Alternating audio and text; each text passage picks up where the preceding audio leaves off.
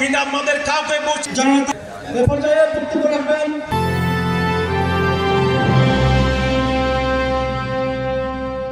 যেন কোনোভাবে কাম্য হতে পারে না।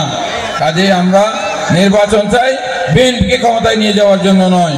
আমরা স্পষ্ট ভাষায় দায়িত্বহীন কণ্ঠে বলতে চাই, বাংলাদেশের জনগণ যদি বিএনপির উপর আস্থা রাখে, বিএনপিকে যদি দেশ পরিচালনার দায়িত্ব দেয়, বিএনপি রাষ্ট্র পরিচালনার দায়িত্ব নেওয়ার যদি অন্য কাউকে দিলে বিএনপি খুশি মনে জনগণের রায়কে মেনে নিবে। জনগণ যদি বিএনপিকে ভালো মনে করে রায় দিবে, আপনাদের অসুবিধা কি? আপনারাও জনগণের কাছে আসেন, জনগণের রায় চান। জনগণ যদি আপনাদেরকে মেনে নেয়, আমরা অবশ্যই আপনাকে স্যালুট দিয়ে আমরা মেনে নেব।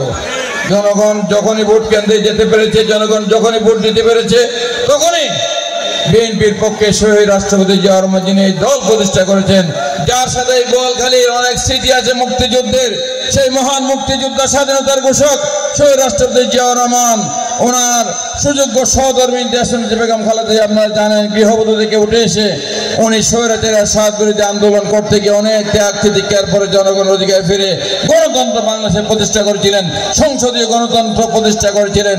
আজকে সেই নেত্রীকে জনগণের পক্ষে কথা বলার অপরাধে দীর্ঘদিন 7 বছর বিনা বিচারে না অন্যায়ভাবে অবিচারে তাকে কারাগারে আটকে রাখা হয়েছিল, তাকে সেখানে হত্যার ষড়যন্ত্র